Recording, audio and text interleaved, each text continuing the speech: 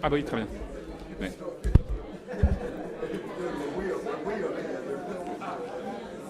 Ok. Benoît, tu dis à François de venir. Bonjour à tous.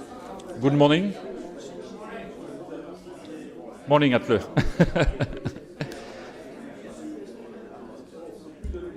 Nous allons donc commencer cette dernière journée de conférence avant la séance plénière de demain matin où seront connues les conclusions des différentes commissions qui ont travaillé au cours de la semaine.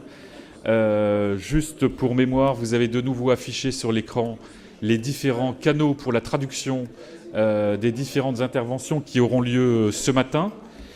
Les séances plénières ce matin, après celle de mardi qui était consacrée plus précisément au financement des courses, à l'organisation des courses, les tables rondes d'hier matin consacrées à la mise en valeur, à la promotion des courses, eh bien, ce matin nous allons nous intéresser au cheval, le trotteur, avec deux tables rondes, l'une qui sera plus consacrée à la santé animale et une deuxième qui sera plus consacrée à des notions d'élevage. Avant de donner la parole à François Lopé, je voudrais vous donner le classement du championnat du monde des drivers après la réunion complète de course qui a eu lieu hier sur l'hippodrome de Maucanchy en Normandie. Le driver français Pierre Vercruis totalise 210 points et devrait être sacré demain après-midi sur l'hippodrome de Vincennes après la dernière épreuve, l'épreuve de clôture, champion du monde des drivers. Il devance le driver suédois Björn Goop, 171 points. À la troisième place, le driver norvégien qui totalise 149 points. Il y a encore une lutte pour la troisième place entre Erik Hoytomt, qui est pour l'instant troisième avec 149 points, le driver finlandais Mika Force, qui est à 146 points, et le driver espagnol qui est avec 136 points, Antonio Frontera Pocovi, qui occupe pour l'instant la cinquième place. Jason Bartlett est sixième avec 135 points, Gerhard Mayer, le driver autrichien, 135 points, René Kjaer, 132 points, Enrico Belley, 122 points, suivi de David Butcher, 102 points, Neil Day, 93 points, et Trevor Henry, qui est pour l'instant 12e de ce championnat du monde, donc après 19 courses, la 20e ayant lieu demain. Sur le programme de la journée, ce matin, les deux conférences dont je viens de vous parler, suivies du déjeuner. Il n'y aura pas de travaux de commission cet après-midi. Seuls les présidents des commissions, je pense, auront à cœur de rédiger les conclusions qui nous seront présentées demain matin. Et ensuite, pour ce soir, un cocktail et un dîner spectacle au Lido. Nous avons la chance que le Lido se trouve à 200 ou 300 mètres de notre hôtel, donc nous pourrons y aller à pied. Nous ne mettrons pas autant de temps que pour aller à Grosbois hier soir. Voilà, à partir de rendez-vous à 19h dans le lobby de l'hôtel. Je vous souhaite à tous une bonne journée et je passe la parole à François Lopé.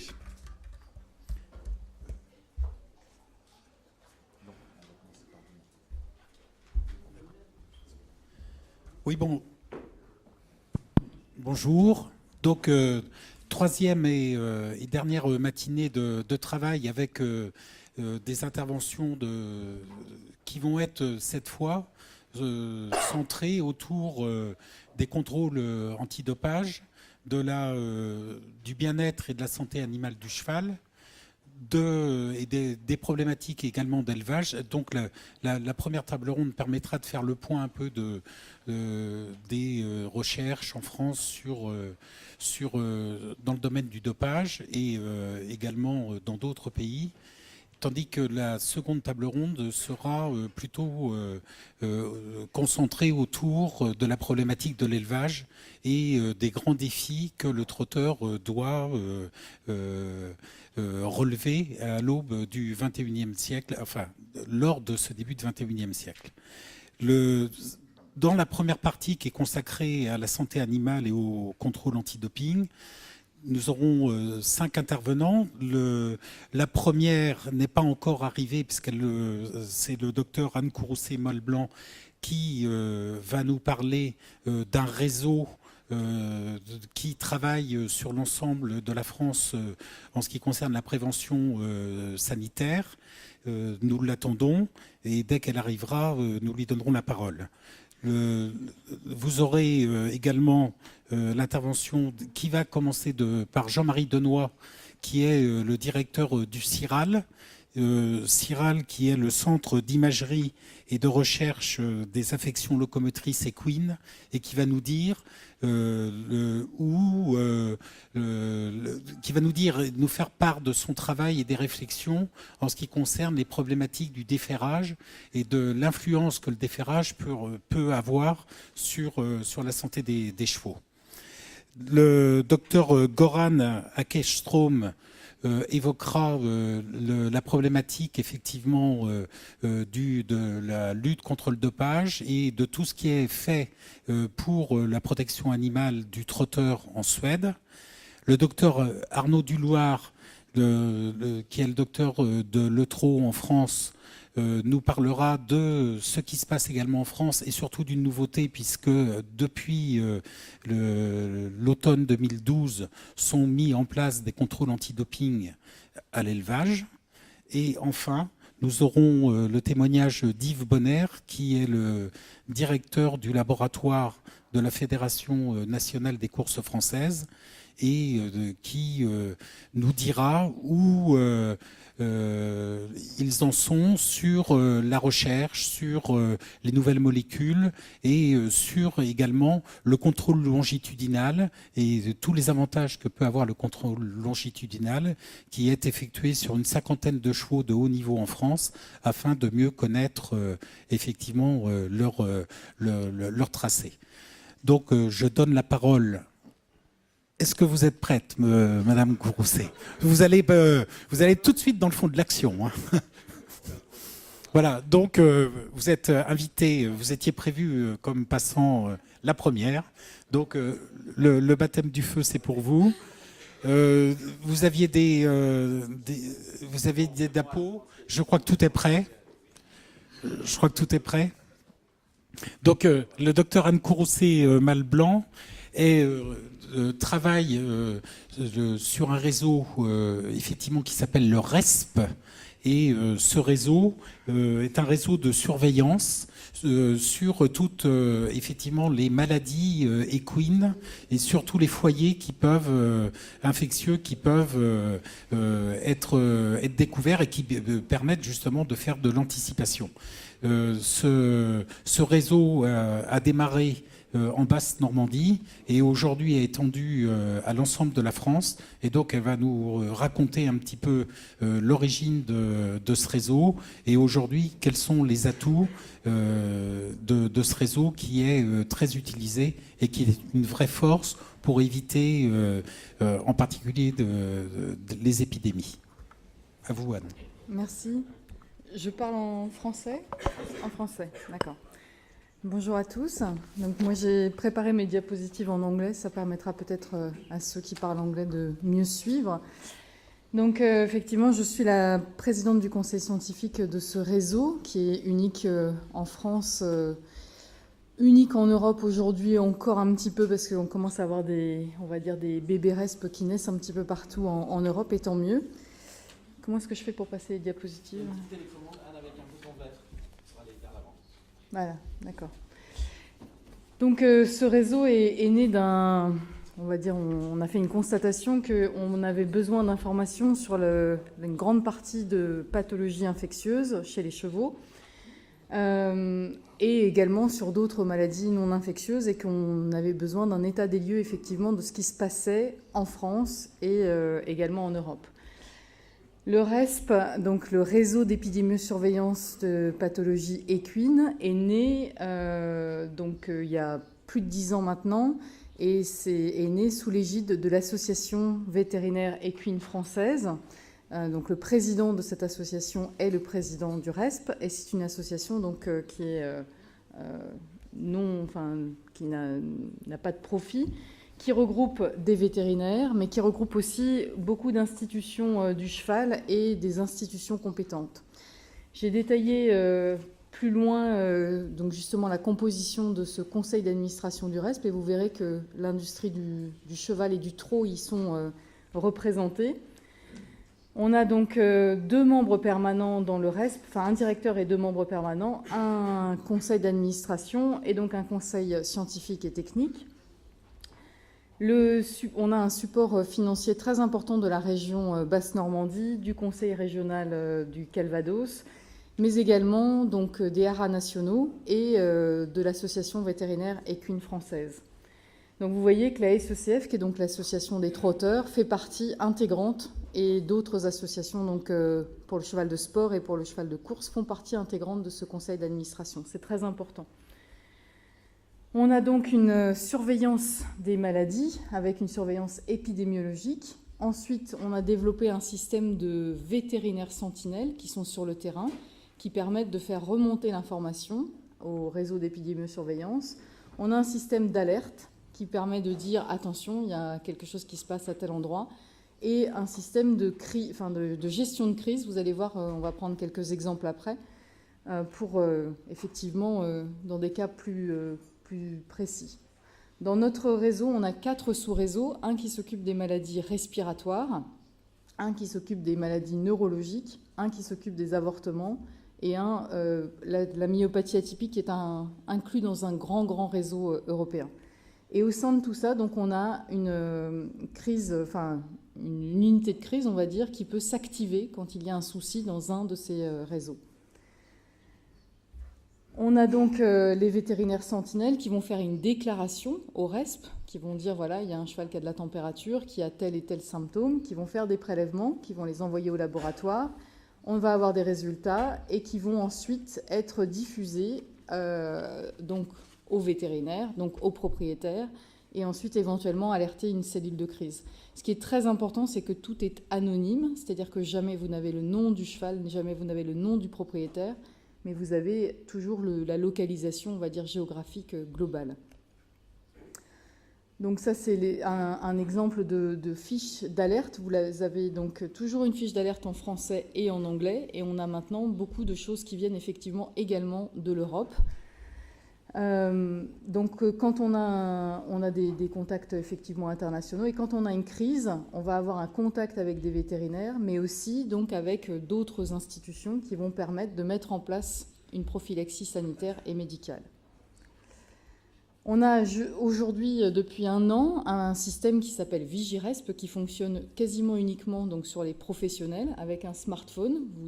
Vous avez une suspicion de quelque chose, vous faites remonter une information. Cette information sera contrôlée, bien entendu, mais ça nous permet en fait de gérer ce qu'on appelle la rumeur, c'est-à-dire qu'il y a beaucoup de choses qui se disent, et donc là, ça permet de canaliser les choses et surtout d'être alerté sur un problème par les professionnels directement. Donc ça, c'est tout nouveau. Ensuite, donc juste que vous voyez ce qu'on a pu gérer avec le RESP. En 2009, donc, il y a eu une grosse crise de grippe au centre d'entraînement de Grosbois, donc dans la région parisienne. Des crises de problèmes neurologiques avec des herpès-virus de type 1 dans des centres équestres. En 2011, donc une crise de grippe en avril, une crise d'artérite virale donc, pendant l'été et de grippe également en décembre. Et puis en 2012, vous voyez des problèmes neurologiques de grippe, hein, le CSI de La Baule, notamment au mois de mai, et puis d'autres soucis. À chaque fois que vous avez une étoile, c'est que la cellule de crise a été activée. Ce qui veut dire que le problème était, entre guillemets, assez grave pour qu'on mette autour d'une table, justement, les institutions, les vétérinaires, pour pouvoir gérer le problème. On a en France, donc aujourd'hui, plus de 450 vétérinaires sentinelles sur le terrain. On a, vous voyez, les déclarations qui se stabilisent un petit peu. On a eu presque 1000 déclarations en 2011 et un petit peu moins là en 2012. Et qui font qu'il y a un certain nombre d'alertes qui sont retransmises ensuite aux vétérinaires et puis aux vétérinaires sentinelles d'une manière générale. Voilà, donc ça vous permet d'avoir des informations qui sont confirmées et sur lesquelles vous pouvez vous reposer. Les vétérinaires font donc des déclarations avec l'accord du propriétaire, bien entendu. Ces alertes sont diffusées donc par le RESP et ensuite l'équipe du RESP peut, oui ou non, alerter donc la cellule de crise. Comme je vous l'ai dit, c'est toujours anonyme. On n'a jamais donc de localisation précise et on a toujours un code de confidentialité qui est respecté par tous les gens qui sont donc impliqués dans le RESP. On a donc pu déterminer comme ça un certain nombre d'origines de problèmes. Quand il s'agit de la grippe, on peut vérifier aussi avec le laboratoire quelle est la souche qui circule, si elle est adaptée par rapport aussi au vaccin, etc. Ça, c'est aussi très important de pouvoir faire redescendre l'information vers les laboratoires. Et donc, simplement en conclusion, à chaque fois que vous avez des chevaux en contact les uns avec les autres, vous avez un risque de maladie infectieuse. Et bien sûr, c'est très important de savoir, puisque vos chevaux vont toujours être en contact, on va dire, les uns avec les autres de par les compétitions, de par les courses, de savoir ce qui s'est pu se passer auparavant et où il peut y avoir un problème en France, en Europe ou dans le monde. Voilà. Si vous avez des questions, je ne sais pas comment vous... On prendra de toutes les questions après D'accord. une fois que les différents orateurs seront intervenus. Merci Anne. Et vous avez été parfaite dans le timing.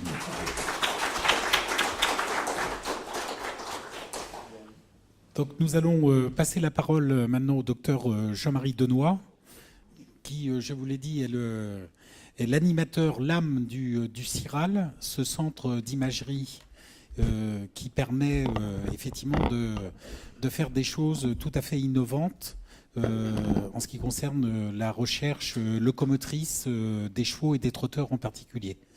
Sachez que le CIRAL est installé en Basse-Normandie, tout près de Caen, et donc Jean-Marie Denoy va nous faire le point de ses observations et de ses travaux qui sont réalisés avec le trot sur effectivement l'effet que peut avoir le déferrage sur l'appareil locomoteur du trotteur.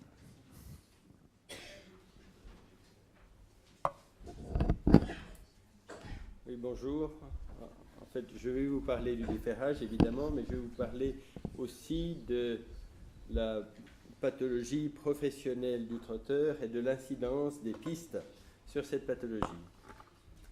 Donc, le but de tout entraîneur, c'est évidemment la performance de ses chevaux, qui est le résultat d'un programme d'entraînement, mais ceci doit se faire, bien sûr, en considérant la santé du cheval et évidemment la protection de cet animal. Je vais vous présenter dans un premier temps un exemple de pathologie professionnelle du trotteur. Ensuite, vous exposer les facteurs prédisposants en matière de conformation et de piste. Et enfin, on parlera du déferrage. Le problème de nos trotteurs, c'est qu'on entraîne des jeunes chevaux sur des pistes relativement fermes et on comprend que bien qu'avec ces contraintes mécaniques, le cheval puisse subir des lésions osseuses, des lésions tendineuses, des lésions articulaires. Un des éléments clés de la pathologie du trotteur, c'est la souffrance des boulets postérieurs, surtout chez les jeunes trotteurs de 2 et 3 ans. Vous avez ici un trotteur examiné sur la piste de Cabourg qui boite du postérieur droit. Vous voyez la boiterie postérieure droite, le cheval appuie sur son postérieur gauche. Ce cheval a été examiné en scintigraphie. Que voit-on en scintigraphie? Une activité osseuse très élevée dans le boulet postérieur droit, également élevée dans le boulet postérieur gauche, mais beaucoup plus importante à droite. Ce qui est remarquable, c'est que ces chevaux n'ont pas de mollette articulaire, pas de signe physique extérieur. Quand on examine ces chevaux en radiographie, on voit seulement une sclérose osseuse diffuse, ce qui correspond bien à l'activité scintigraphique, mais rien de vraiment clair en radiographie. Si on veut une information supplémentaire sur cette pathologie professionnelle du jeune trotteur, il faut combiner scintigraphie et IRM. En résonance magnétique, on voit une sclérose osseuse. Vous voyez, le condyle est tout noir, il y a une diminution de signal. Et ici, la partie latérale du condyle, qui est souvent affectée, est plus affectée par résonance magnétique. Et bien sûr, en combinant les techniques, c'est-à-dire scintigraphie et IRM, on a une documentation claire de cette pathologie qui, encore une fois, est assez spécifique du trotteur et du cheval de course. À quoi ça correspond comme lésion? Ça correspond à des traumatismes osseux sous-chondraux qu'on voit très bien ici. Vous voyez, on voit même une hyperémie, c'est-à-dire une augmentation de sang dans l'os sous-chondral. L'os sous-chondral, c'est l'os qui est sous le cartilage. Et quand cet os est affecté, le cartilage qui est en surface va finir par disparaître. Et on comprend que ce soit générateur de douleur, puisque le cartilage n'est pas innervé, mais l'os est très sensible. Le problème, c'est que de temps en temps, cette pathologie est secondaire, est une pathologie de compensation. Par exemple, vous voyez ce très bon trotteur ici, qui met plus d'appui sur son postérieur droit. En fait, ce trotteur a un soulagement antérieur gauche. Vous voyez, l'antérieur gauche a moins de protraction. L'antérieur gauche avance moins que l'antérieur droit qui avance plus. Et c'est pareil sur les postérieurs. Le postérieur gauche avance moins, le postérieur droit a plus de protraction. Donc ce cheval surcharge son postérieur droit, et effectivement, à l'IRM, alors que la radiographie montre la sclérose osseuse, à l'IRM, on voit cette pathologie avec cette diminution de signal et cette sorte d'ostéonécrose ici du condyle métatarsien. Mais en l'occurrence, ce n'est pas la cause primaire du problème du cheval, c'est une cause secondaire. La conclusion, c'est que l'examen clinique reste essentiel, bien sûr, pour diagnostiquer les problèmes de ces chevaux. Il est clair que des anomalies de conformation et la dureté des pistes, la relative dureté par rapport aux autres chevaux, de pur sang par exemple ou de sport, prédisposent les trotteurs à ces pathologies. Vous voyez ici sur la piste de Lisieux, qui est bien entretenue, mais une hyperextension du boulet, ici une hyperextension du genou, et bien sûr ces contraintes sont aggravées lors du virage. Regardez, ce cheval a une anomalie de fonctionnement du boulet.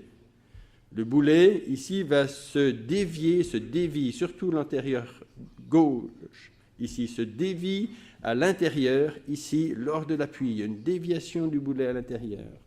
Alors, il est clair que ces anomalies de conformation vont prédisposer le cheval à des localisations spécifiques des lésions et prédisposer ces chevaux à des lésions. Bien entendu, des anomalies d'allure, comme sur ces deux derniers chevaux de la course, ici à Biarritz, vous voyez, prédispose également les chevaux. Vous voyez, la mécanique des membres est complètement anormale sur ces chevaux, avec un valgus et un coup de manchette très marqué ici sur ces chevaux. Donc les anomalies fonctionnelles et les anomalies de conformation prédisposent ces chevaux. Donc la sélection, évidemment, les éleveurs le savent bien, joue dans l'élimination de ces problèmes. Regardez les interférences ici entre cet antérieur droit ici et ce postérieur droit. Regardez, interférence, le cheval va oser par 20, comme disent les entraîneurs, et encore une fois, il s'agit d'une anomalie de conformation. La conformation d'une part, les pistes d'autre part.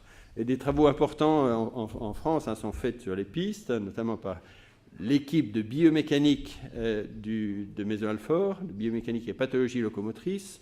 Le but, c'est de comprendre pourquoi ces chevaux développent ces lésions osseuses, en particulier dans les parties basses des membres. Des travaux importants sont faits donc par cette équipe de recherche en biomécanique, dirigée par Nathalie Crevier-Denoy, mon épouse, et cette équipe a mis au point un certain nombre d'outils qui permettent de mesurer les forces sous les pieds, les forces dans les tendons, l'accélérométrie au niveau du dos, les accélérations au niveau du dos, les accélérations au niveau des pieds. Et les chevaux sont filmés par des caméras haute fréquence. Le but est d'avoir le maximum d'informations sur les contraintes mécaniques qui s'exercent sur les parties basses des membres. Vous voyez par exemple ici un gros plan réalisé au haras de Canteloup, chez M. Viel, sur une piste relativement ferme, de façon à mettre en évidence, vous voyez, le pic de force verticale. Vous voyez la courbe rouge ici, le pic de force verticale. Ici, la distribution de la force sous le pied, la distribution du centre d'application de la force sous le pied. Et en complément, les phénomènes d'hyperextension ou d'hyperflexion articulaire documentés ici par ces courbes. Donc vous comprenez bien que l'ensemble de ces informations permet de mieux comprendre les causes de ces lésions. Et connaissant les causes, on peut mieux prévenir l'apparition de ces lésions. Le but final, évidemment, c'est la santé du cheval et la prévention. Qu'est-ce qui se passe en particulier sur un sol dur ? Eh bien, la troisième phalange, regardez, vous voyez, la troisième phalange, elle descend dans le sabot. Grâce à un tissu qui s'appelle ici le podophile en France, ça s'appelle le chorion en langage international, et cette descente de la troisième phalange, vous voyez, ici est reproduite ici, et quand le cheval va faire sa propulsion, il y a une déformation des tissus mous du pied, en particulier du chorion, qui s'allonge. Vous voyez, c'est cet engrainement entre la paroi ici et la phalange est réalisé grâce à un tissu souple qui est fortement sollicité, en particulier sur les pistes dures. Ces pistes fermes et dures peuvent aussi provoquer des lésions osseuses de l'os qui est sous le cartilage. Ici, c'est le cartilage. Là, c'est l'os sous le cartilage, l'os sous-chondral. On voit bien ici une déminéralisation de l'os, une sclérose liée à l'impact de la deuxième phalange sur la troisième. Cet impact a été mesuré par cette équipe de biomécanique et il est différent selon les pistes.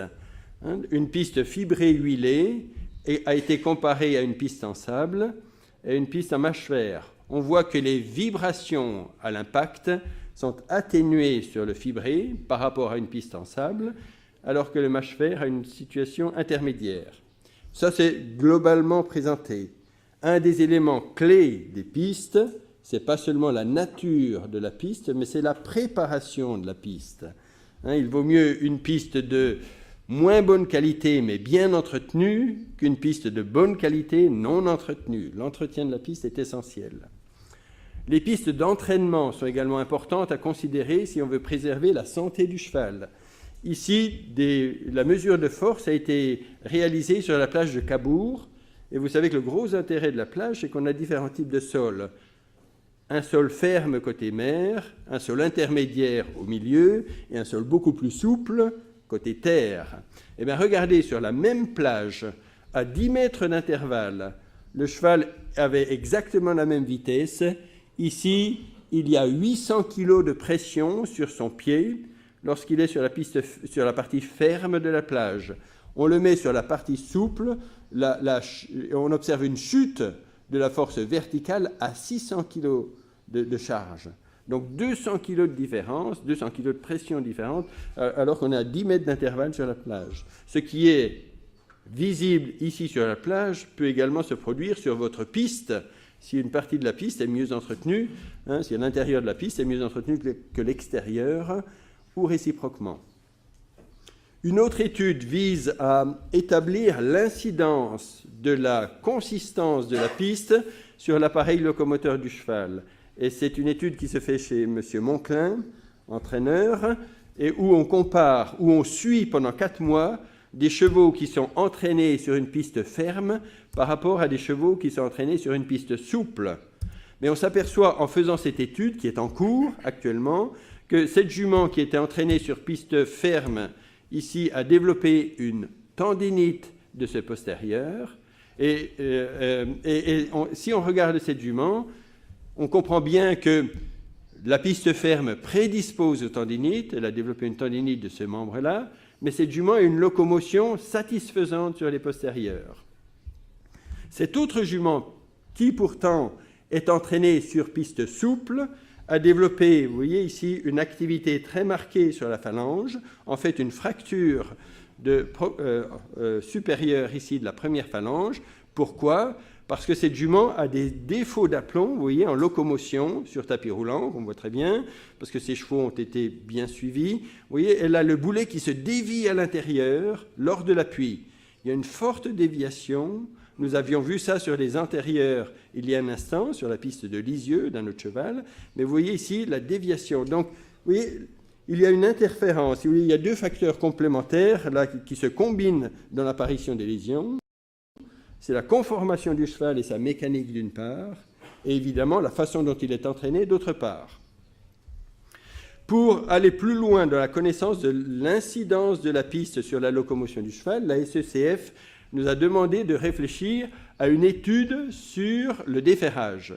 Et cette étude va commencer donc au mois d'août et au mois de septembre. Tout le monde sait maintenant que le déferrage favorise bien sûr la vitesse, surtout parce que ça permet d'alléger la partie basse des membres, donc de favoriser la vitesse de la protraction, c'est-à-dire de l'avancée du membre.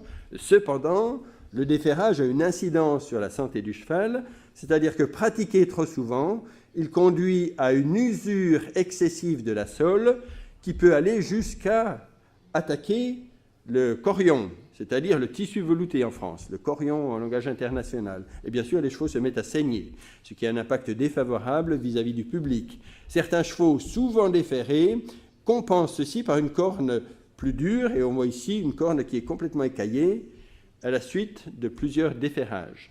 Donc, le programme que nous allons développer maintenant consiste à comparer d'une part la croissance de la corne, la croissance naturelle de la corne, et la meilleure méthode, c'est la méthode radiographique, par exemple, en prenant 2 clichés radiographiques à 3 semaines d'intervalle, on est capable de mesurer précisément la croissance de la corne, comparer donc la croissance de la corne par rapport à l'usure provoquée par 2 travails successifs à 15 jours d'intervalle. Donc le but, c'est de suivre des chevaux pendant 2 mois en comparant la croissance de la corne et l'usure et déterminer à partir de quel moment l'usure devient dangereuse pour la santé du cheval. Bien entendu, de nombreux travaux mériteraient d'être faits sur ce sujet-là, parce qu'il y a des variations inter-individuelles, tous les chevaux n'ont pas la même qualité de corne, et bien entendu, il y a des pistes qui usent plus que d'autres. Donc beaucoup de travaux scientifiques mériteraient d'être réalisés sur ce sujet. Dans cette étude-là, nous allons également suivre les chevaux à la scintigraphie pour voir si on a de l'inflammation osseuse et à l'IRM. Et voici par exemple le cas d'un cheval de très haut niveau qui, à la suite de courses à l'étranger sur sol dur et déferré, a développé un édème osseux de l'os naviculaire. Vous voyez ici par exemple, ça c'est la 2e phalange, la 3e phalange. L'os naviculaire ici est plus blanc que les 2 autres phalanges, alors qu'il devrait être noir comme les 2 autres. S'il est plus clair, c'est qu'il y a de l'édème osseux, donc de l'inflammation osseuse. Et ces chevaux vont donc être suivis par des procédés d'imagerie assez avancés, scintigraphie et résonance magnétique. Conclusion, et j'espère avoir respecté mon temps, le centre au CIRAL, nous mettons tout en œuvre pour mieux identifier et documenter les pathologies professionnelles du trotteur de façon à faire un diagnostic plus précoce. Nous travaillons beaucoup sur l'entraînement et les surfaces d'entraînement et de course, de façon également à réaliser une meilleure prévention de ces pathologies professionnelles. Et bien entendu, nous nous intéressons à la santé et à la protection animale de ces jeunes athlètes. Merci de votre attention.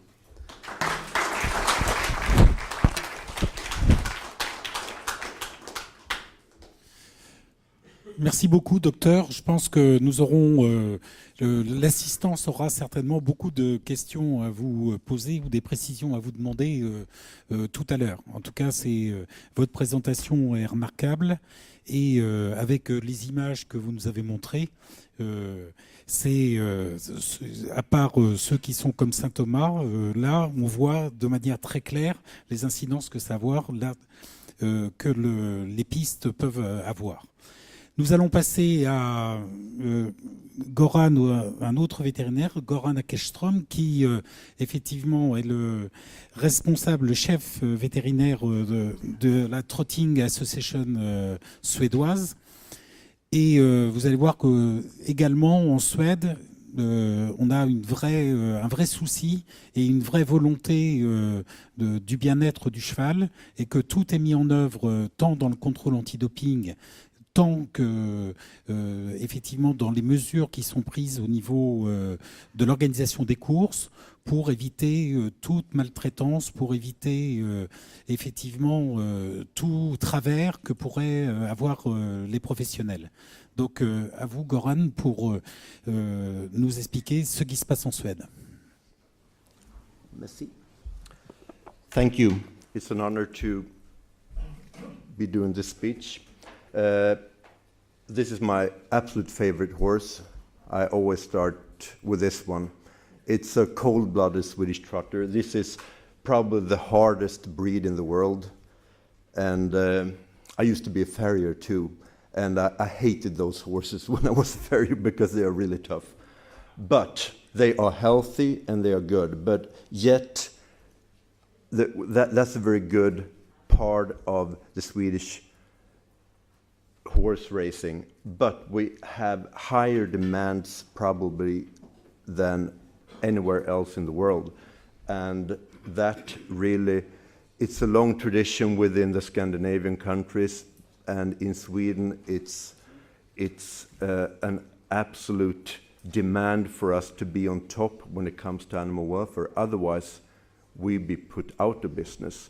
We are the people's horse racing sport, not the elite. And with that in mind, you have to be trusted by the public. It's very important. Our conditions to have this trotting industry in Sweden is controlled in national legislation upon equine welfare, horse keeping, anti-doping, disease control. That's one part of it, but you also have other documents that really put things quite clear for us. And especially I want to show you this document. It's a public report on horse racing from the early 90s. And that is, we must have a super hard attitude against doping and animal abuse. And that's a demand for us being able to have this monopoly on waggering, horse racing and so on. So we have to live with that. And things went very good for us. My favorite horse, he was outside when the king had his birthday. He was outside the castle and all the people around him. Everyone knew the very big stars like Copiad, Ina Scott and so on. They were heroes by the public. But 5 years ago, things kind of, explode is a hard word, but we really got some real problems. I was working for a government agency at that time and actually investigated our best trainer for using electrical shocks in training. And suddenly all focus was on us. It wasn't very fair because me having seen all the equine sports in Sweden from an animal perspective view, I could really compare them. And trotting is by far the best organized, the best system for that, but all focus still on us. And we got media, animal rights people, they're always picking on us, always. I guess they're on you too. But we also got the authorities and the public on us. And several investigations started looking at us, and they looked at health issues. How much are the trotters injured? Do you shoot them because they're not fast enough, or do you train them too hard that you have to shoot them when they're 2 years old? And questions like that came. And lots of questions around competition around young horses. Use of whip, of course. Fatalities. We have about 10% of the fatalities compared to the gallop in Sweden. That's nothing. It's about 5 each year in more than 100,000 starts. Nothing. But still, focus on that. Equipment. It's also quite some national legislation upon equipment, so we really have to think about that. And a thing that really was a threat to us, the vet check made out by government regulatory veterinarians before racing wasn't good enough. And we were threatened by a much tougher one that would cost us a lot of money and a lot of logistic problems. So that's another thing that made us work for this. So what did Swedish Trotting do about this?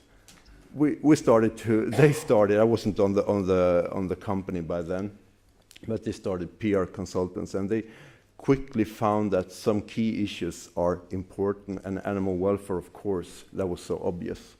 They started talking about fundamental values. Horse in center, that's our number one fundamental value, and we really tried to push this down through the organization. We have been working with that for about 3 years now, with pushing it down through the organization. The last 3 years, I've been working with revision of regulations, educations, and so on when it comes to the welfare fields, and that includes anti-doping, it comes to classic animal welfare, and also the disease control. And we also did some surveys together with the Agriculture University, and they showed us some things. And we could see that our trainers, some of them are very good, but a lot of them, when it comes to animal welfare issues, what really the biological needs, the etiology of the horse, things like that, they needed more knowledge. So, and especially how things, what we do affect the horse. So we started to look upon a solution for that. We also had a control. Swedish trainers are within our rules 24 hours a day, 7 days a week, but it wasn't harmonized over the country. It wasn't implemented well everywhere. Some stewards really made this perfect, and others didn't do it at all, to be honest. We could see that. We also needed to show our government and the public that we actually are doing very well. We knew most of us are doing great, all of our trainers are doing great, but we couldn't show it, and we need a system to show that. And there's one thing too, Sweden is expert on making rules. It's a completely other thing to implement them, to get them down through the organization. So we really have worked with communication, taken in our trainers to be a part of this work. And this has worked out very fine. They feel as a part of this system that we're building up now. We built up this program. It's called the Trotter Health. It's a quality assurance program for equine welfare. We got lots of science behind it, and it's based on indicator checklists where you look on animal indicators such as, is the horse lame, does it behave strangely, does it have, is it coughing and things like that, is it too thin, is it too fat, and you also have things that's within the horse keeping, but you also have right before race and right after race. There are certain checks done by the trainers themselves, and we can check it up by doing some point tests like that. It's some risk assessment. A new trainer is at higher risk than an old, experienced, very serious person that hasn't been in trouble for any years. So the new one will be more tested. We'll check up on the new one more than the others. And if you have, you probably all have some bad guys in your system, and we do too, and we check them off more often. That's obvious. That's another thing. Disease control, compulsory medication journals. We have that now, but we have to implement it harder, and also have more testing and training than we do now. This will build up statistics, reports. We'll get a lot of good science out of this. We can show how good we are, and if we're not good at something, we can show how we work with it and get an idea how to work with it. It's built up like this. Trainer in the center here, and this is the very basic level. On race day, a trainer will, from a checklist, check up his horse, and when he comes to the race, pick out the batch. It's the same thing as saying, my horse is fit for racing. And that is a legal statement then. He'll do that at the track office. Well, at the racetrack, we'll check up this. There's a stable steward, a person walking around the stables, checking all horses very quickly to see if is anyone coughing, do we have anyone that's really thin, or things like that. And you have also, we pick out about 10 horses that will be checked more thoroughly, the same way the trainers have checked them at home. We have the equipment steward, that's an old kind of steward, checking up on the equipment. These guys the stable stewards will also check on equipment, mouthpieces and things like that are hard to check out on the track. And then we have the government regulatory vet that could go in and make some deeper checks if it's necessary. And that's one part of the system. They can also check the horse after racing. For example, are the feet bleeding? Is the mouth bleeding? Why is the mouth bleeding? And we can put in vets here too. And of course, we take post-race samples. We check on pre-race. A few days before, we can take pre-race testing. Of course, the horse keeping I was mentioning. We can check up some parts in training, and especially training surfaces. That's a very big thing for us. It will be. We're putting lots of money in science at the Agriculture University of Sweden for just doing things that is very much connected what you do at CIRAL. Professor Ropstorff, you probably know him, yeah. And we can do post-race. I think when it comes to barefoot, I used to be a farrier, I used to be the manager of the Swedish Farrier School. We checked up quite a few horses after races, and what we've seen, they might be perfectly fine in their feet after barefoot racing on race day, but after traveling home, staying in the stable for one night, this could be a completely other thing. We don't know how big that problem is, but we've seen it. Then we have, why would the trainers commit to this? Because it's a tough thing to implement a thing like this, because it affects, not much, but it still affects them. And it's kind of saying that, hey, you guys, we know you're doing a good job, but you still have to do this. But this, the threat of having extended pre-vet check, and that means every horse naked in the rain, coming up, make the trot back and forth in front of a government vet, opening the mouth and all that. That would cost in increased employment costs for the grooms and things like that. Some rebuilding of the tracks. In the most extreme case, up to 5 million euros each year, but probably more around 3.5 million euros each year for that. And that would be just a thing that would help on race day. This system helps the whole day around, the whole week around for every horse. So that's what we're doing in Sweden. Thank you very much.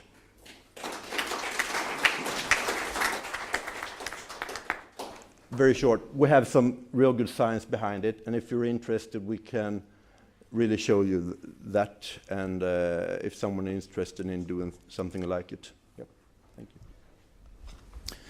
Merci beaucoup, Goran.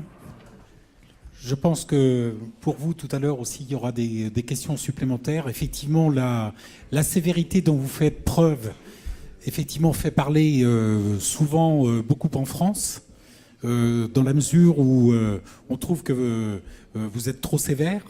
Donc les drivers, entre autres, trouvent que le règlement est trop sévère. Et par le passé, l'an dernier en particulier, des chevaux entraînés en France ont été interdits de courir, ont été mis à pied pendant quelques semaines. Et effectivement, ça a marqué les esprits en France. Votre législation très rigoureuse a marqué les esprits. Merci de votre témoignage. Nous allons passer au docteur, à son confrère, le docteur Arnaud Duluard, qui est donc le vétérinaire de la société Le Trot en France, et qui va nous dire, faire un état des lieux et surtout nous parler d'une innovation mise en place depuis 2012 avec la bénédiction et l'autorisation du gouvernement et du ministère de l'Agriculture français, à savoir la possibilité de faire désormais des contrôles antidoping à l'élevage. À vous, Arnaud. Bonjour. Alors je vais effectivement vous parler de la mise en place des contrôles à l'élevage sur les trotteurs en France et puis et surtout du cheminement qu'on a adopté ces dernières années pour obtenir justement effectivement la bénédiction du ministère. En fait, ça n'a pas été très facile. Je vais vous démontrer tous les obstacles qu'on a dû dépasser, les solutions qu'on a mis en place pour mettre en place ces contrôles et puis les premiers résultats puisqu'on a démarré ces contrôles à l'automne 2012. Alors quel était le contexte de cette mise en place? Depuis de nombreuses années, les trotteurs en France étaient assez bien, voire très bien contrôlés et suivis durant toute leur carrière sportive, c'est-à-dire de leur première déclaration à l'entraînement jusqu'à leur retrait définitif de la compétition, jusqu'à leur retraite. Mais donc effectivement, la France réalisait environ 18 000 prélèvements chaque année, à la fois en qualification, en course, à l'entraînement ou lors de périodes de repos. Ceci dit, il y avait quand même une lacune qui persistait, c'est que pendant la période qui précédait la carrière sportive du cheval, c'est-à-dire la période d'élevage, de la naissance jusqu'à la première déclaration à l'entraînement du cheval, nous n'avions pas la possibilité de contrôler et de suivre les chevaux. Il y a donc eu une volonté du cheval français au début des années 2000, environ vers 2002, de mettre en place ces contrôles. La volonté était là, mais nous avons rencontré quelques obstacles qui étaient principalement des difficultés juridiques ou réglementaires. Le premier point, c'est que les éleveurs en France n'étaient pas soumis aux dispositions du Code des courses au trot, tels que l'étaient les entraîneurs ou les propriétaires. On n'avait pas de lien juridique entre nos éleveurs et notre réglementation spécifique. Les droits d'accès aux élevages, les élevages étaient considérés comme des propriétés privées, et donc le cheval français n'était pas légitime à se rendre dans ces élevages. Et donc la réalisation de ces contrôles n'était pas considérée comme une prérogative des équipes du cheval français ou des préleveurs du cheval français, mais plutôt comme une prérogative des équipes du ministère de l'Agriculture, des DSV. Donc on a dû contourner ces obstacles. Alors je ne vais pas vous détailler toutes les pistes qu'on a essayées pour obtenir l'agrément du ministère. Simplement, on a pensé à la création d'une charte qualité par les éleveurs, par exemple, la rédaction d'une loi spécifique par le ministère de l'Agriculture ou la création d'un agrément éleveur par le cheval français. Toutes ces pistes, malheureusement, n'ont pas obtenu l'assentiment du ministère de l'Agriculture. Et durant les premières années 2000, on n'a pas pu mettre en place ces contrôles à l'élevage. Il y a cependant eu, en 2010, une évolution réglementaire déterminante, c'est l'apparition de la loi du 12 mai 2010 relative à l'ouverture à la concurrence et à la régulation du secteur des jeux d'argent et de hasard en ligne, qui a fait apparaître deux points déterminants. Le premier point, c'est que les sociétés mères, et donc le cheval français, étaient investis d'une mission de service public.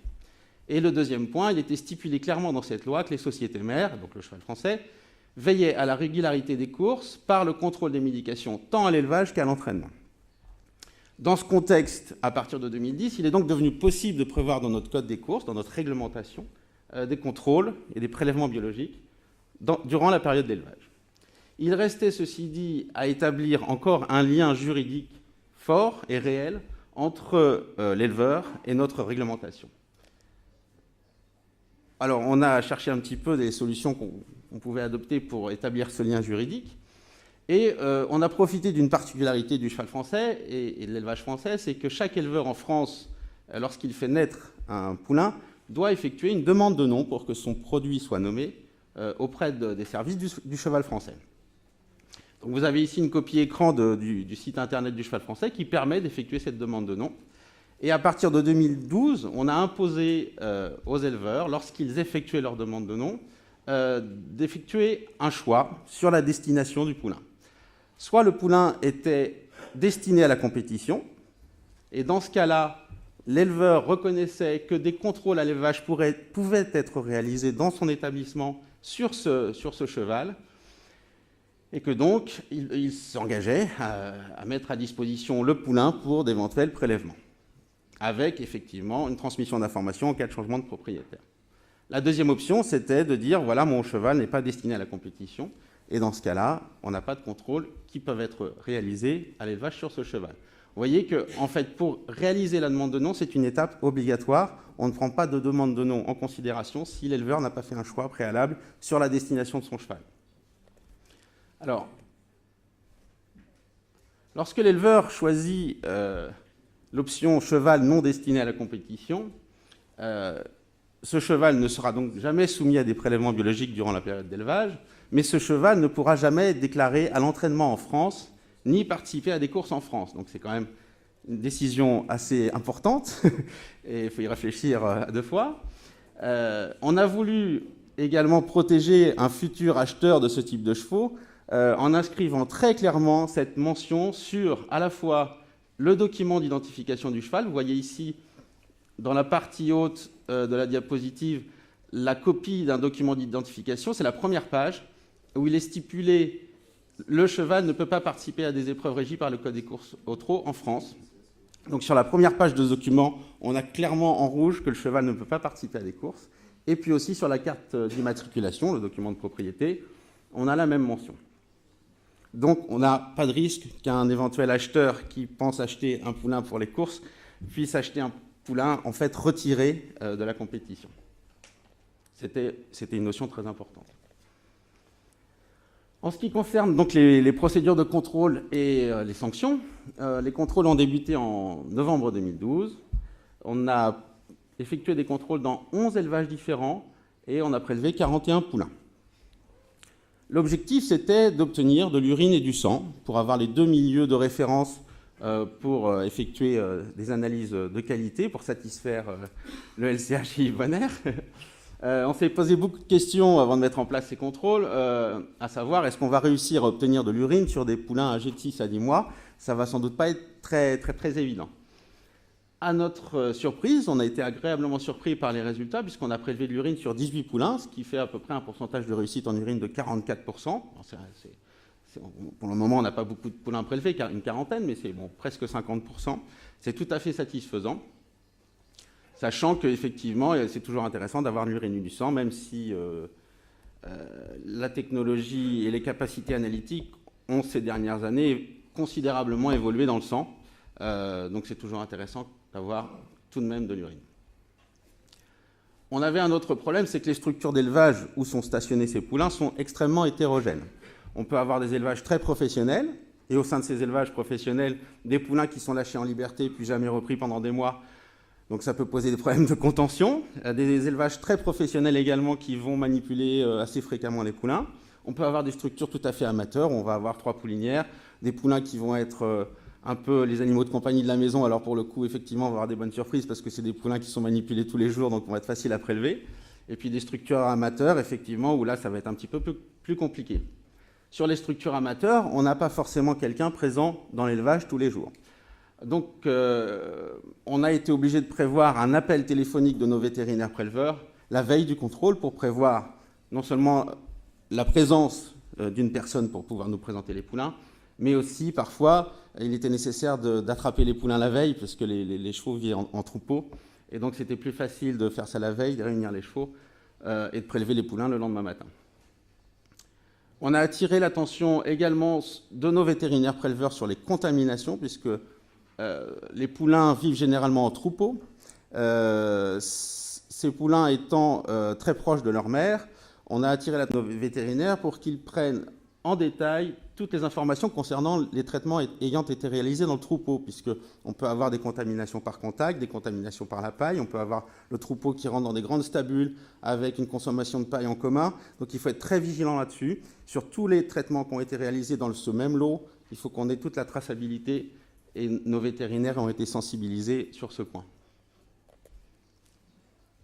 En ce qui concerne les analyses, le TRO a demandé donc au LCH de rechercher prioritairement ce qu'on appelle en France les substances interdites, qui sont les substances les plus graves, qui ont un fort potentiel améliorateur, on va dire, avec bien sûr les stéroïdes anabolisants, les substances agissant sur l'érythropoïèse, telles que le PO, et les facteurs de croissance, hormones de croissance, et les fameux sécrétagogues qui induisent une augmentation de l'hormone de croissance. En ce qui concerne les sanctions, il est stipulé dans notre réglementation que lorsqu'un cheval est à l'élevage, toutes les obligations qui incombent habituellement à l'entraîneur dans notre réglementation incombent au propriétaire. Donc s'il y a un problème de cas positif à l'élevage, c'est le propriétaire du poulain au moment du prélèvement qui sera sanctionné et qui pourra se voir attribuer une amende, malheureusement.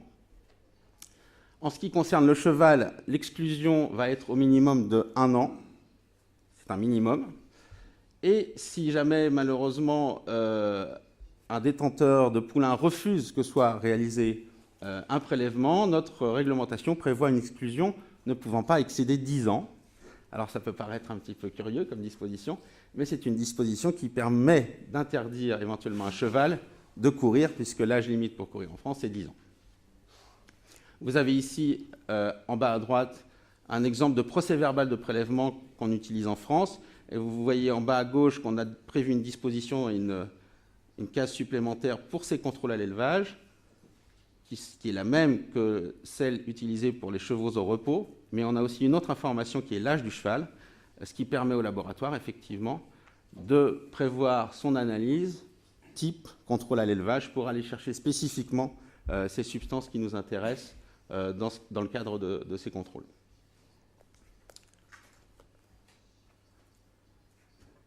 Ah, bon, j'ai terminé. Voilà, j'ai terminé. Merci Arnaud.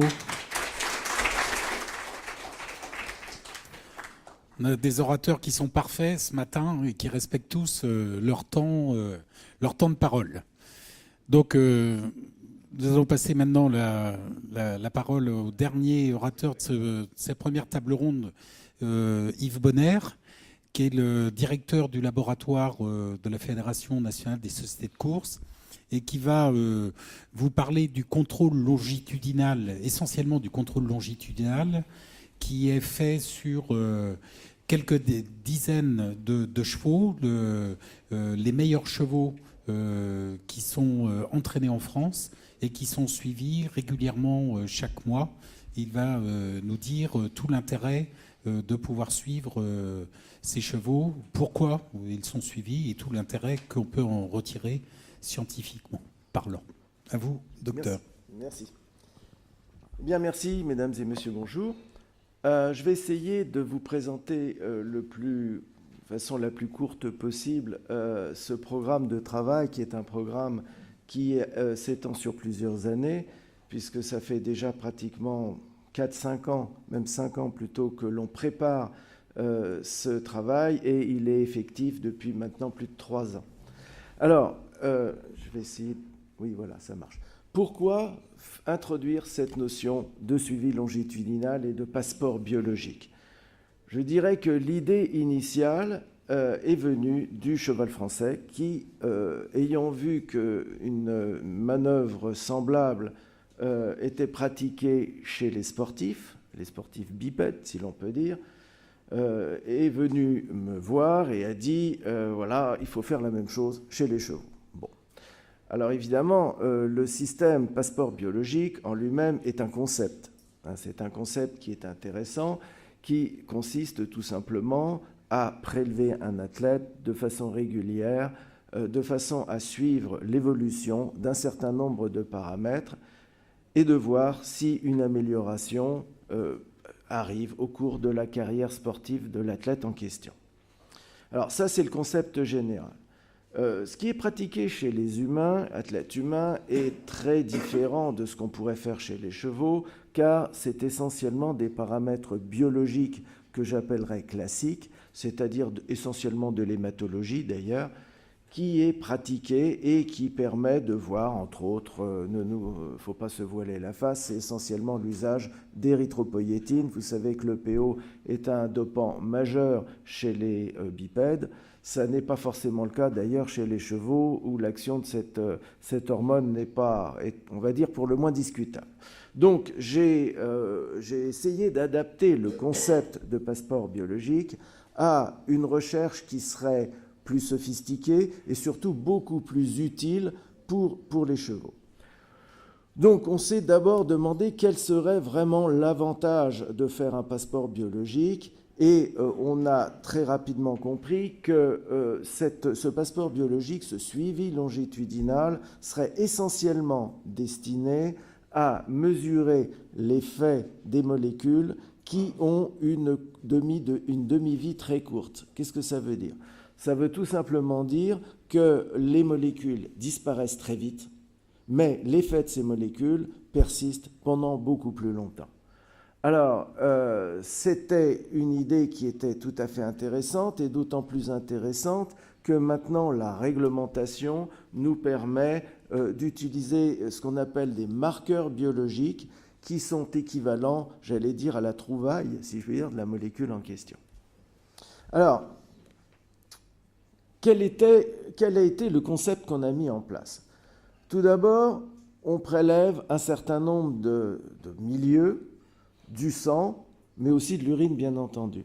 Vous savez que le prélèvement biologique, pour être véritablement efficace au regard du contrôle antidopage, nécessite les deux, car il y a tout simplement des molécules qu'on trouve dans le sang, des molécules qu'on trouve dans l'urine, parfois les deux, mais pas exclusivement. Ce qui veut dire que, par exemple, les grosses molécules, ce qu'on appelle les peptides et autres, se trouvent plus facilement dans le sang, elles ne passent pas la barrière rénale ou mal, alors que certains métabolites, par exemple pour les anabolisants, se retrouvent plus facilement dans l'urine.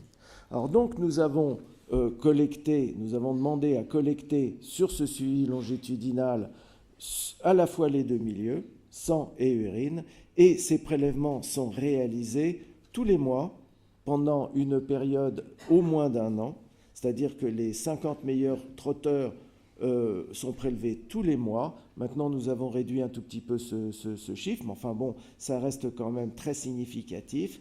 Et la première chose qu'on réalise sur ces prélèvements mensuels, c'est tout d'abord, bien sûr, un contrôle antidopage classique, c'est-à-dire nous allons rechercher les molécules que l'on recherche en routine, c'est-à-dire à peu près tout, y compris anabolisants, etc., etc. Mais, sachant que nous voulions chercher ces marqueurs secondaires, ces marqueurs biologiques, pour les raisons que je vous exposais tout à l'heure, c'est-à-dire des demi-vies courtes, mais des actions prolongées, nous avons mis au point, et c'était assez long, des méthodes beaucoup plus sophistiquées. Entre autres, je vais essayer de vous expliquer ça tout à l'heure sur la diapositive suivante,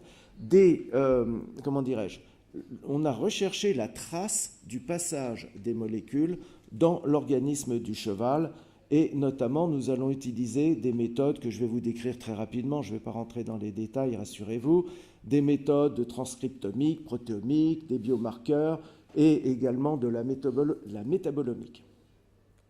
Alors pour l'urine, nous avons également un certain nombre de méthodes, ce qu'on appelle à haut débit, notamment la métabolomique, je vais vous expliquer un petit peu, et la stéroïdomique. Alors je comprends, ce sont des termes un petit peu barbares, je vais essayer d'être le plus clair possible.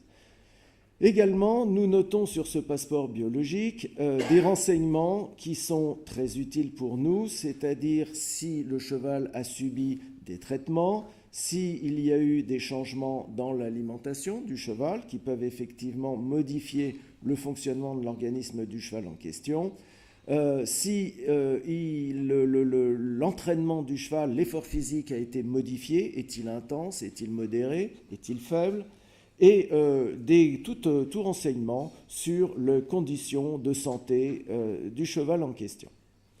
Alors, nous avons utilisé ce qu'on appelle les méthodes omiques. Alors, je vais essayer très rapidement de vous expliquer tout ça. On va reprendre un petit peu l'ordre de déroulement de développement de la cellule en partant de l'ADN. Rassurez-vous, je vais être très très court. Il y a un phénomène de transcription qui va passer par les ARN, donc il y a ce qu'on appelle un transcriptome, et ça va donner lieu à des méthodes dites de transcriptomique. Ensuite, il y a une traduction qui va se passer, et ce transcriptome, si vous voulez, va servir à fabriquer des protéines. Et après, il y a un certain nombre de processus biochimiques qui sont mis en œuvre, bien entendu, dans l'organisme du cheval, pour donner lieu à ce qu'on appelle des métabolites, mais pas les métabolites que vous connaissez, c'est-à-dire la transformation d'une molécule en quelque chose. Ce sont des métabolites en termes de métabolomique, c'est un petit peu différent. Donc nous avons utilisé toute cette possibilité de déroulement du passage des molécules dans la cellule pour pouvoir mettre au point, donc essentiellement, ces méthodes qui vont nous servir à suivre le passage de la molécule. Alors, ce sont essentiellement ce qu'on appelle en anglais des fingerprints, c'est-à-dire des empreintes. Alors, c'est un dessin qui est un petit peu simpliste, mais qui va vous expliquer. On va se servir de ces empreintes, une partie de l'empreinte, de façon à étudier l'évolution au cours du temps. Prenons par exemple un cheval qui n'est pas traité. Bon, ces empreintes sont, on va dire, normales.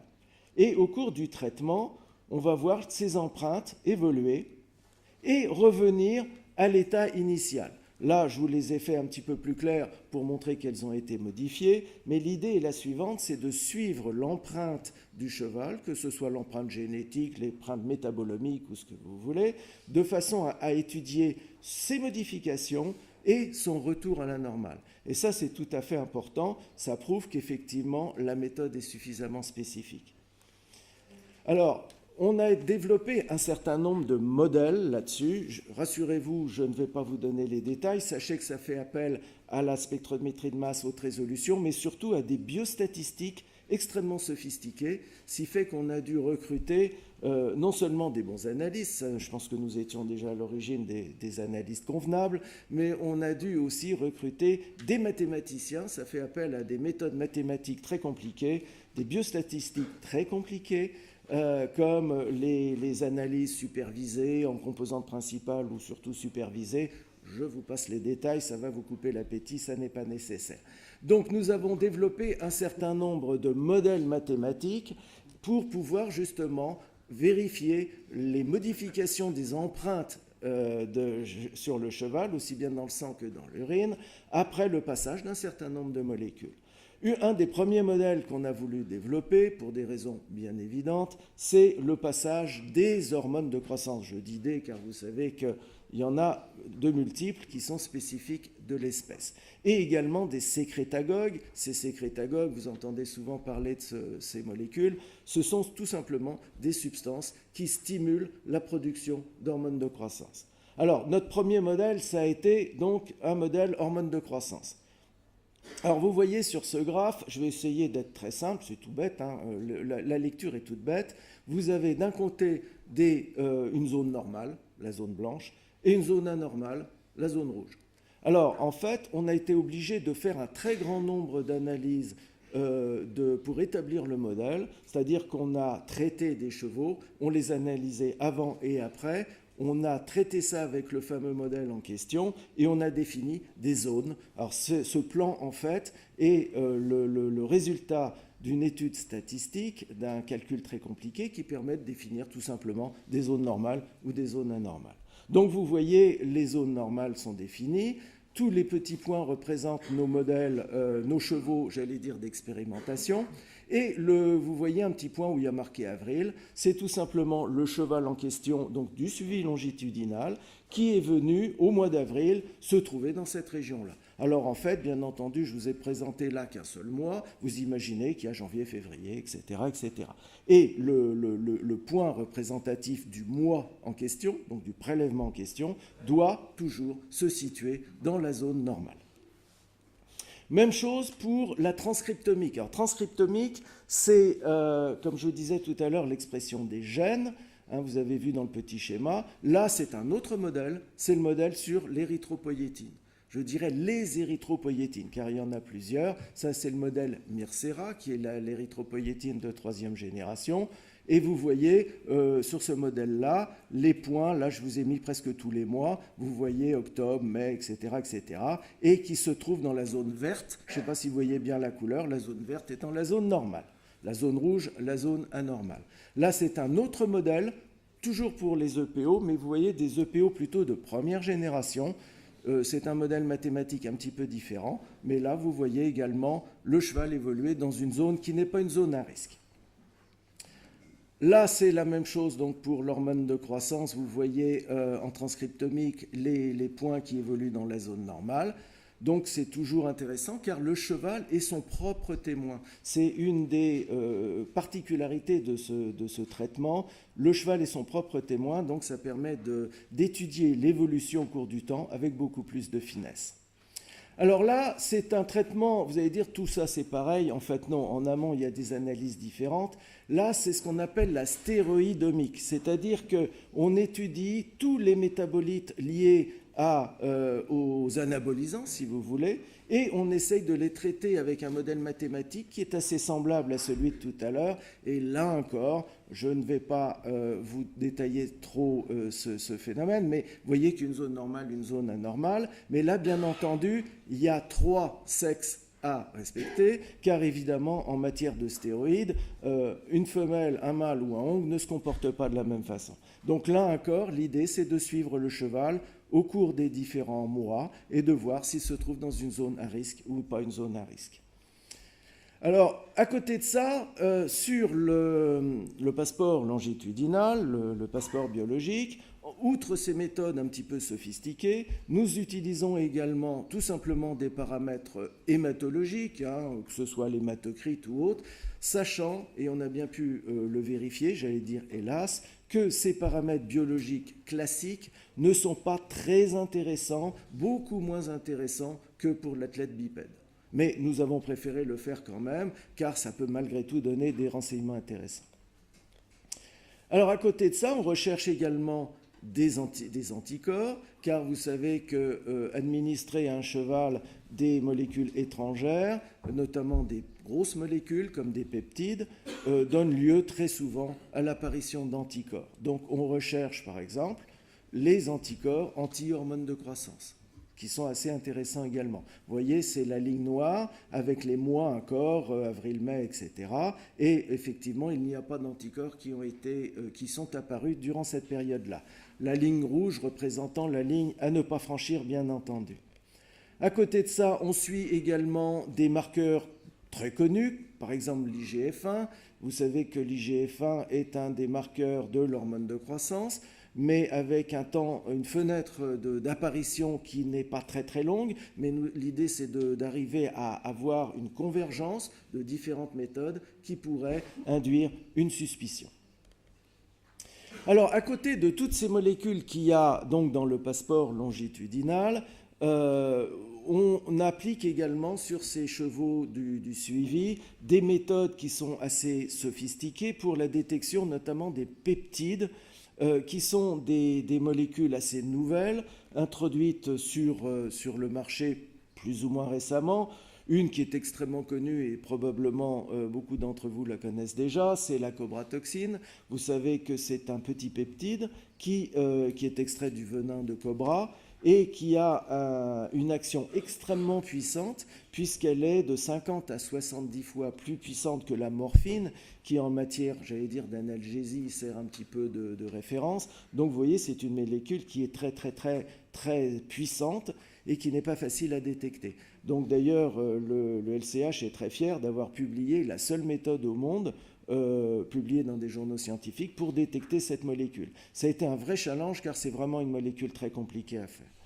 Dans le même ordre d'idées, mais plus facile à détecter, la dermorphine, vous avez peut-être entendu parler de cette molécule également, qui est extrait de la peau de grenouilles, pas toutes les grenouilles un petit peu spécifiques, et qui est de 30 à 40 fois plus puissante que la morphine. Donc vous voyez, c'est un peu moins bien que la cobratoxine, mais malgré tout, c'est quand même pas mal. Il y a également, vous savez, c'est un petit peu, j'allais dire, la mode actuellement, ce fameux TB500, d'ailleurs dont on n'est pas vraiment sûr de l'action, du moins de l'intérêt de l'usage, mais malgré tout, c'est une molécule peptidique qui est un petit peu nouvelle et qui demande une analyse un petit peu particulière. Voilà, je vous ai mis également un facteur de croissance. Ces facteurs de croissance sont des molécules un petit peu spécifiques qui, comme je vous l'ai dit tout à l'heure, stimulent la production d'hormones de croissance. Ce sont ce qu'on appelle des sécrétagogues. Ce sont des genre GHRP2, GHRP6. Voilà, ce sont des exemples. Bien entendu, je me ferai un plaisir de répondre à vos questions. C'est vraiment un balayage très très rapide des nouveaux travaux qui ont été réalisés en France et notamment sur ce passeport longitudinal. Voilà, je crois que je suis à peu près resté dans le timing. Vous êtes parfait, vous aussi. Alors pour lancer le débat, je vais rebondir sur vos propos, docteur Bonner. Vous nous avez présenté tout ce que vous pouviez rechercher, mais ma question c'est est-ce que vous avez trouvé des choses ou est-ce que sur ces 50 chevaux que vous avez suivis depuis 1 an ou 1 an et demi, vous avez identifié pour certains d'entre eux des anomalies ou qu'est-ce que vous en avez retiré dans la pratique? Je ne sais pas, ça marche, oui. Oui, je m'attendais un petit peu à cette question. Bon, ce sont des techniques, comme vous l'avez vu, qui sont très sophistiquées et dont le but initial n'était pas forcément d'arriver à une déclaration de cas positif. Ce n'était pas l'idée forcément initiale. L'idée, c'était surtout de mieux connaître et de maîtriser ce type de technique qui n'a jamais été appliqué en routine pour du contrôle antidopage. Et à force de pratiquer, on a quand même appris à interpréter également. Et on a eu certaines années, j'allais dire plus que des suspicions. Nous avons eu des cas qui se sont révélés anormaux et pour lesquels on a eu des explications pour certains. Je vais vous donner par exemple un exemple, c'est que nous avions il y a 2 ans je crois, un cheval qui donnait effectivement l'impression d'être traité à une érythropoïétine. Vous savez, vous avez vu tout à l'heure ce point qui se promenait, et il s'est promené pendant plusieurs mois dans une zone que je qualifierais d'un petit peu dangereuse. Et ayant fait une enquête, en collaboration bien entendu avec le docteur Duluard, on s'est aperçu que par exemple ce cheval était traité avec un extrait de moelle osseuse. Et j'allais dire, bon, c'est un traitement qui était tout à fait légitime, si vous voulez, mais ça nous a quelque part conforté dans l'intérêt. Parce que vous voyez qu'une érythropoïétine ou un extrait de moelle osseuse se comporte de la même façon sur la traduction sur les gènes a quand même une certaine logique. Puisque ce qu'on cherche ici, ce n'est pas la molécule, je rappelle à nouveau, mais c'est plutôt l'effet, le passage de la molécule. Alors on a eu un certain nombre d'exemples comme ça, qui effectivement ont prouvé, j'allais dire, l'intérêt de la méthode. Et on a eu un cas particulier, je pense qu'on peut en parler, c'était un petit peu au début, où on a eu un cheval qui, lui, penchait plutôt du côté hormone de croissance. Nous étions pratiquement prêts à lui tomber dessus à bras raccourcis en relevant nos manches. Et puis, comme par hasard, ce cheval a disparu de la circulation et a été vendu à l'étranger. Donc, je dirais que ça prouve quand même quelque part que même si cette technique est compliquée, même si elle ne donne pas un résultat aussi direct, bien entendu, que lorsqu'on trouve une hormone de croissance, lorsqu'on trouve un stéroïde anabolisant, ce sont des techniques qui, à mon avis, ont un très grand avenir. Pourquoi elles ont un grand avenir? C'est qu'il faut savoir que le contrôle antidopage est de plus en plus compliqué. Pourquoi? Parce que chaque année, ou même presque chaque mois, on est amené à développer des méthodes nouvelles pour pouvoir détecter des substances nouvelles ou des pratiques nouvelles, sans pour autant abandonner les anciennes molécules. Ce qui fait que le nombre de machines que nous utilisons devient de plus en plus important, ça coûte de plus en plus cher. Et nous pensons qu'à un stade donné, il va falloir peut-être trouver une autre approche, qui sera peut-être une approche un petit peu plus globale. Et clairement, ce type de méthodologie permet d'accéder à des méthodes globales qui, peut-être, dans un avenir plus ou moins court, nous permettront de dire, bah, écoutez, voilà, utilisant ces analyses-là, nous pouvons dire, par exemple, que ce prélèvement est négatif, ce qui est déjà énorme. C'est-à-dire que si on pouvait éliminer tous les prélèvements négatifs pour ne concentrer nos efforts que sur les prélèvements suspects, ça nous permettrait une économie considérable et un gain de temps considérable. Donc vous voyez, je crois que ces méthodes ont véritablement un avenir. Merci à vous de votre franchise, de la franchise de la réponse. Je laisse la parole à la salle. Je pense que vous avez des questions à poser à nos interlocuteurs. Das ist eine Frage an Herrn Dr. Bonner. Mich interessiert in ganz besonderer Weise, wir haben jetzt gesehen, wie hochkomplex diese...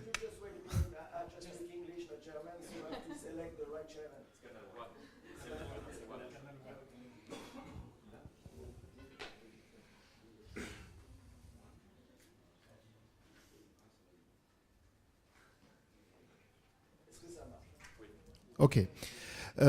Die Frage richtet sich an Sie. Mich interessiert jetzt, wir haben gesehen, wie hochkomplex diese Zusammenhänge sind. Wie verlässt dieses Wissen jetzt eigentlich den engen Bereich der Wissenschaft und wandert rüber zur Praxis? Wie kommen die Leute, die ein solches Doping zu betreiben in der Lage sind, an diese Informationen? Und woher bekommen sie die Medikamente, die notwendig sind? Und vor allen Dingen, wer verabfolgt sie? Was ist da im Spiel? Ist es das Geld? Wie wird das dann gezielt überhaupt auf die andere Seite gebracht? Das ist doch eigentlich die entscheidende Frage, wenn man in der Praxis dagegenhalten will. Bien, merci de votre question. Eh bien, écoutez, j'allais dire que c'est déjà une réponse. Cette présentation est déjà une réponse à votre question. En ce sens que nous avons déjà quitté le domaine de la recherche pour arriver à une certaine routine, puisque toutes ces analyses pour le passeport longitudinal, passeport biologique, sont réalisées de façon routinière pour ces 50 meilleurs trotteurs. Donc on peut dire quelque part qu'on est déjà passé quelque part à la routine, on a quitté le stade de la recherche pour aller vers des applications. Bien entendu, pour le moment, nous n'avons pas pu appliquer pour des raisons de coût évidentes, nous ne pouvons pas appliquer ces méthodes pour tous les prélèvements. Mais ce sont des méthodes qui, pour le moment, sont très lourdes, très coûteuses, et nous n'envisageons pas, dans un avenir très court, à traiter tous les prélèvements de cette façon. En revanche, nous avons énormément de demandes de beaucoup de pays étrangers à travers le monde pour réaliser des transferts, ce qu'on appelle des transferts de technologie. Il est évident que ces techniques ont un avenir et il va falloir qu'on apprenne à les maîtriser le mieux possible et surtout à un coût réduit. Et il faut savoir que transférer une technologie pour une méthode classique, on va dire de chimie analytique, si vous voulez, par exemple détection des anabolisants, détection des anti-inflammatoires, c'est assez simple. Par contre, transférer dans un autre laboratoire ou un autre pays une méthode transcriptomique avec donc évaluation de l'expression des gènes, c'est beaucoup plus compliqué. Ça demande, j'allais dire, un doigté un petit peu difficile à transférer. Vous voyez, on ne transfère pas ce type de méthode de façon aussi directe. Mais je crois que véritablement, il faut voir ça comme une fenêtre ouverte sur l'avenir.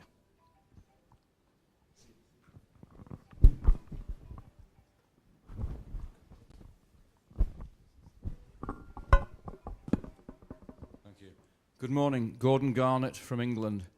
This is for Arnaud and Yves. I would like to start by saying that we do not have a drug issue in racing in Britain, but we have unanswerable issues with one stable, who are very clever and very well advised. We have a good lab in the United Kingdom, HFL, but we have found that LCH could do things and give us answers that the lab in England could not. The assistance given to us in Britain by both Yves, LCH, and Arnaud and Cheval Francais has been simply outstanding, and we are so much closer to catching this stable than we ever were before. I would urge all of you that if you need to use a laboratory, if you need a second opinion, you must go to LCH, and please speak to our friends at Cheval Francais. And this is a very formal and a very public thank you to both organisations. But I have a little letter.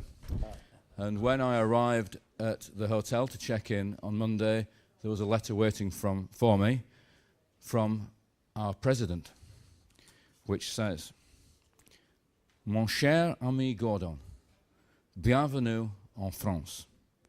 Thank you for using LCH. Please spend more money in France. Yours truly, Françoise Hollande. Thank you very much. So, just one more thank you, Gordon, for these nice words. We didn't give any money to Gordon before the...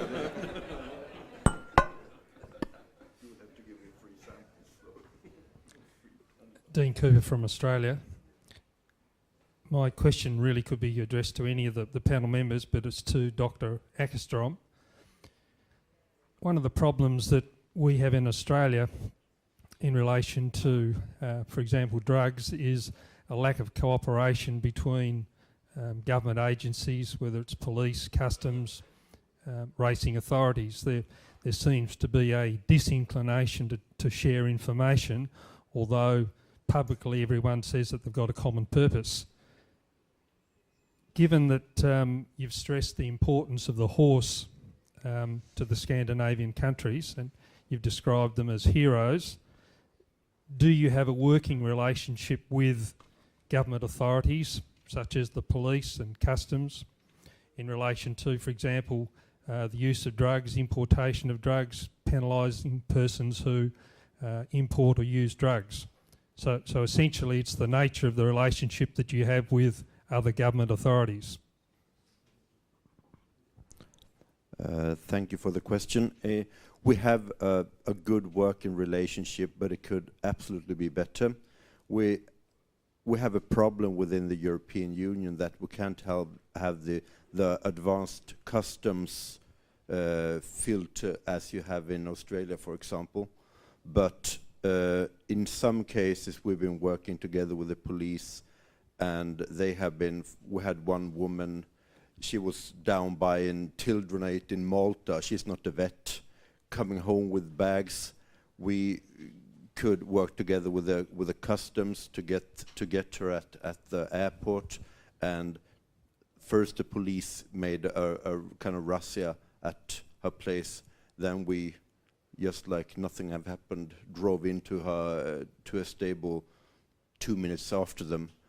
So we have a good cooperation, but I wish, especially with the customs, that it could be better, because they are kind of they have their hands tied by the regulation within the European Union. As long as we have packages coming from United States, other continents outside European Union, they could do a pretty good job, but within the European Union, and we've seen cases where we have sendings from with stanozolol marked in bottles that says selenium 31 on, but there was still stanozolol in it, and they came from London, so and in those cases they can't help us, and that is a problem, yes.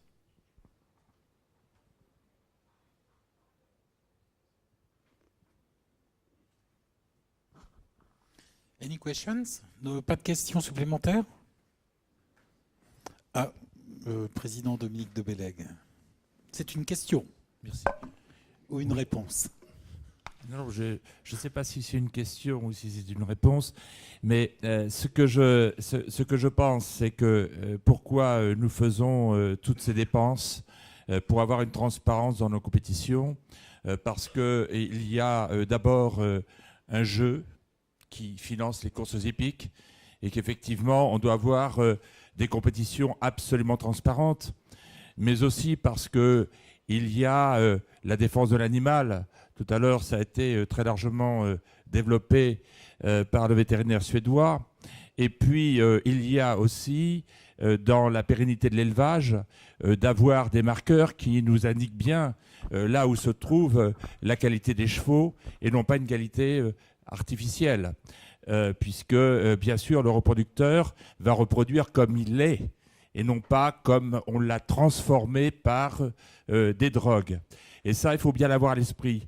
Il faut aussi avoir à l'esprit, comme ça a été dit, que bien sûr les chercheurs à travers le monde trouvent toujours des molécules, et que ce sont ceux qui désirent quelque part tricher qui utilisent ces molécules, et que les personnes qui sont là pour le contrôle se trouvent toujours derrière. C'est le problème du gendarme et du voleur. Alors certains disent, eh bien, étant donné qu'il y a toujours des voleurs, pourquoi conserver les gendarmes? Ça coûte cher.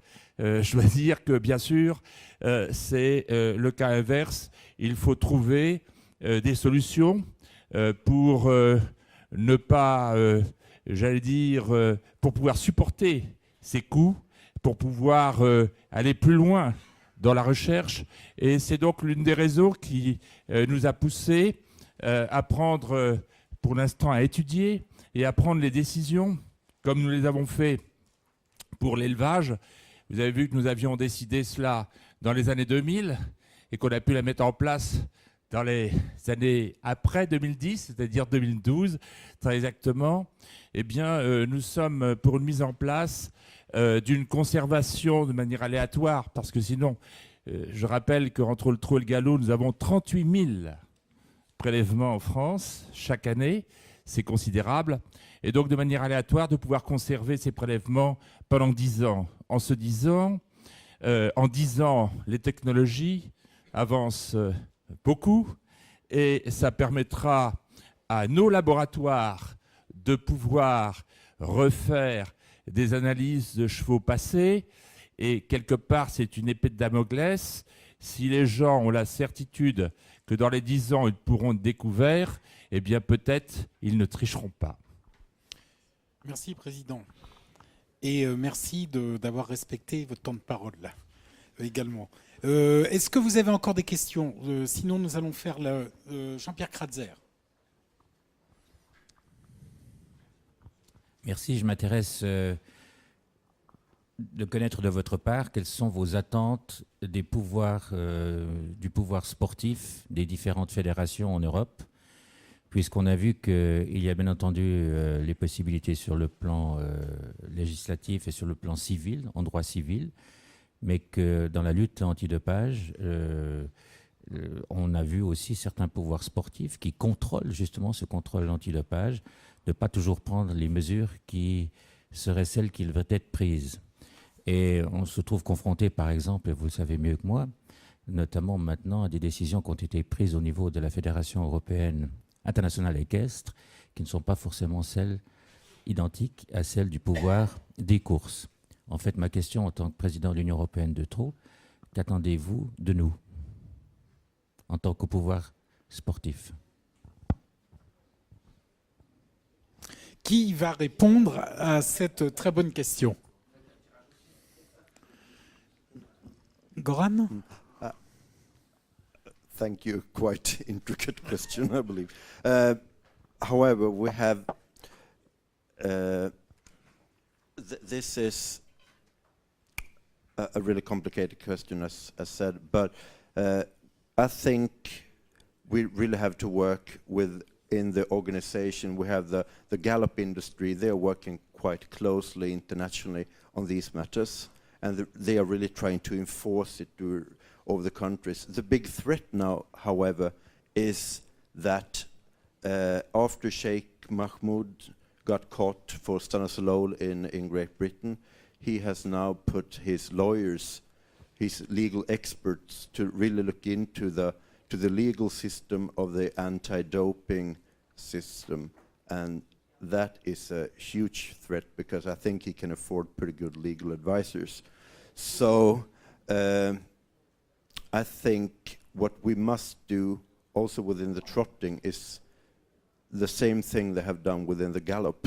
That is working together to achieve international, and not just words, nice sentences, things like that. You also have to have a system to implement and control. Might be tough words to hear, but I think that's the way forward. Thank you. Je vais juste rajouter un tout petit mot pour compléter ce que vient de dire Goran. Nous avions eu aussi en France de déclarer des cas positifs pour le même personnage et pour les mêmes molécules dans un cadre d'endurance, et bon, on n'a pas eu trop de problèmes avec ses avocats, donc il faut être optimiste.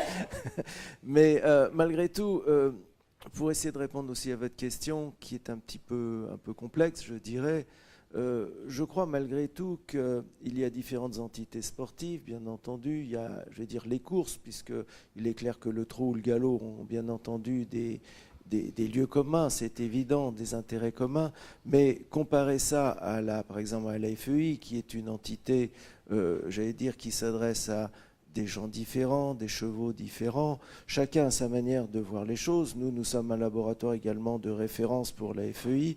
Je crois qu'il ne faut pas critiquer le travail qui a été fait par la FEI.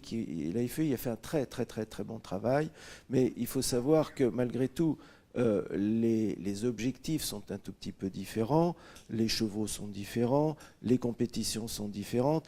Il faut respecter ces différences. Vous voyez, je vais me faire un petit peu l'avocat de la FEI. Oui, c'est un petit peu normal. Non, pourquoi? Non, je pense que véritablement les enjeux sont complètement différents, tout est très différent, donc chacun essaye, je crois, de faire le travail du mieux possible. Alors, qu'est-ce qu'on attend, nous, en tant que, par exemple, laboratoire de ces différentes institutions? Je serais tenté de dire tout et rien, en ce sens que chaque organisation fait de son mieux pour pour financer, pour réaliser le maximum de contrôle dans les meilleures conditions. Mais il est évident que j'imagine pas que les courses attendent un financement de la FEI ou inversement. Voilà, je crois qu'il faut véritablement respecter les individualités, les organisations et ne jeter la pierre sur personne. Jacques Chartier, secrétaire général de l'UET, à sa question. Oui, alors, je voudrais intervenir un peu en tant que comme gardien du temple, puisque nous avons une réglementation à faire respecter. Le docteur Duluard nous a signalé que lorsqu'un cheval était testé positif aux hormones de croissance ou aux stéroïdes anabolisants en période d'élevage, il était suspendu pour une durée de 1 an minimum. Je voudrais simplement rappeler que la réglementation européenne, non pas simplement européenne, mais internationale, prévoit que la durée de suspension est de 2 ans. Donc j'espère que 2 ans minimum, donc j'espère que le comité de la Société du cheval français reverra sa position dans ce domaine de façon à respecter la réglementation internationale. Merci par avance. Encore une question, cette fois-ci de Francesco Ruffo de l'Italie. Buongiorno a tutti e grazie soprattutto per questi segnali positivi, questo lavoro che continua ad essere fatto sull'onda di un salto culturale, il benessere del cavallo in tutti gli ambienti e quindi anche nell'ambiente delle corse. Ed è molto importante la sollecitazione che abbiamo, quello non solo di fare bene, di formare i nostri professionisti, ma anche di dimostrarlo. Oggi non è più sufficiente essere delle persone oneste, ma occorre anche dimostrarlo per la credibilità di un settore, il settore delle corse, che molto spesso dai media, non è un'accusa ai media, è un'accusa, è una critica nei nostri confronti perché non sappiamo raccontare i valori e ciò che c'è all'interno del nostro settore. Arrivo alla domanda. Quanto oggi il vostro lavoro è sempre più l'andare avanti della ricerca, la sensibilità delle apparecchiature, l'utilizzo di farmaci sempre più mirati, oggi quale lettura consente della tolleranza zero? Dobbiamo mantenerla, ma sappiamo anche che è un discorso che viene affrontato con la dovuta serietà, perché 20 anni fa la tolleranza zero poteva essere rispettata perché non avevamo quella sensibilità di apparecchiature, di reattivi, non avevamo quella ricerca dove effettivamente, come diceva il presidente De Beleg, il ladro scappa sempre prima che arrivi la polizia. Normalmente possiamo prendere quelli un po' più tardi, più lenti, subito. Allora domando questo e domando a tutti, avrei avuto l'interesse di parlare del discorso delle piste, delle ferrature, ma ritorno al discorso. Tolleranza zero, attualità di questa asserzione con questa serietà. Grazie. Bien, alors là, je crois qu'il va falloir prévoir une extension de séance. Je pense qu'il va falloir toute l'après-midi. Donc, je vais essayer de vous répondre le plus succinctement possible. Ce que vous évoquez, Monsieur Ruffo, ne nous a pas échappé depuis déjà de nombreuses années. J'allais dire que c'est une question qui est évidente.